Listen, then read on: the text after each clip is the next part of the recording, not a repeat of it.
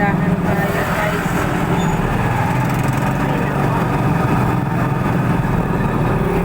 Dito sumasabit ang hands ko guys. Ayun.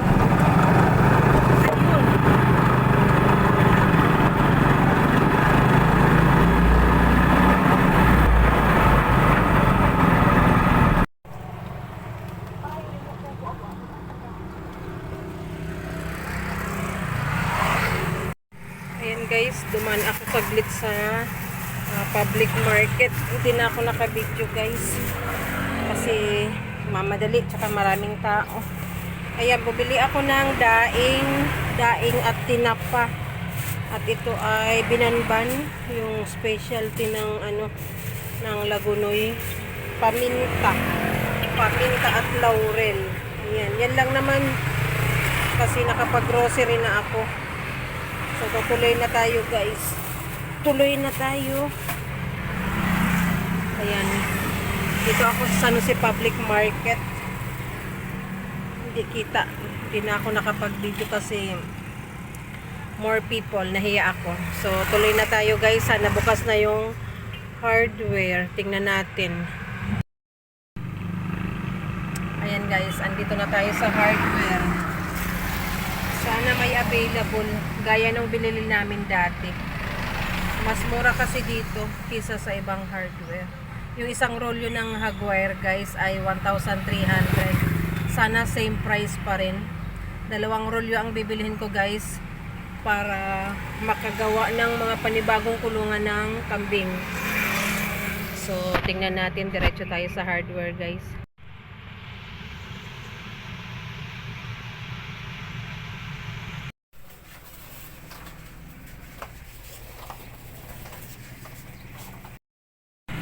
Ayan guys, waiting. Kumuha pa si kuya ng stock sa bodega nila. Ayan, dito ako sa Sell Trade Hardware dito sa San Jose. Ayan guys, ganun pa rin yung price guys at nakatawad pa ako.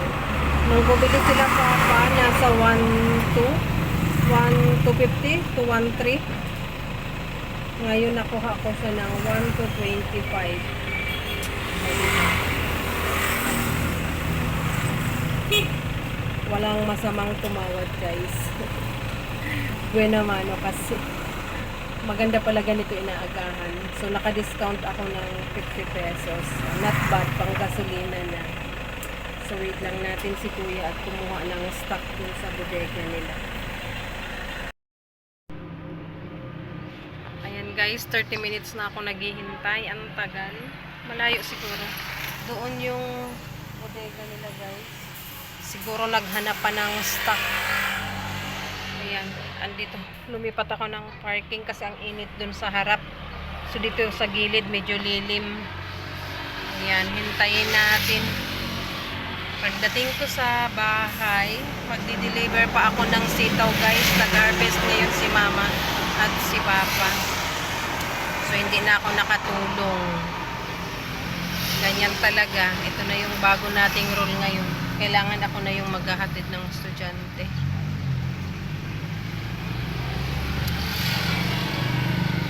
Ayan.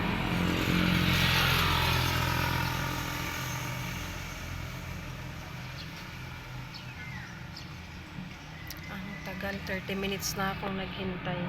Hintay ko guys.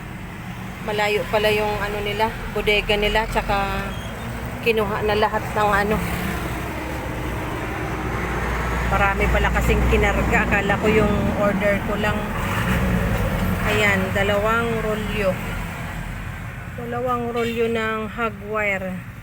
10 ang niya. Ano bang bilang niyan? 10 butas daw. Di po kuya, sa likod.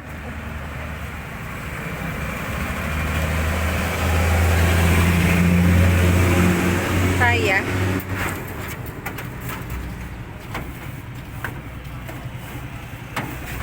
Okay na po yan.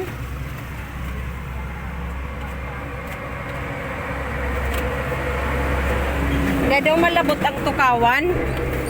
Labot ng dati. Ay. Salamat. Ay, so resibo ko po. Ito na guys, Finally. Ayan. 1,250 ang isang rolyo. Pero natawaran ko siya ng tig 25 pesos each. So,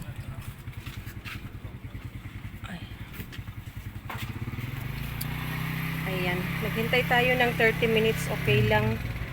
Kasi malayo pala yung bodega nila. Tsaka may karga kasing iba, oh. Akala ko yung binili ko lang ang kinuha. Okay, madam. Salamat po. Ayan guys.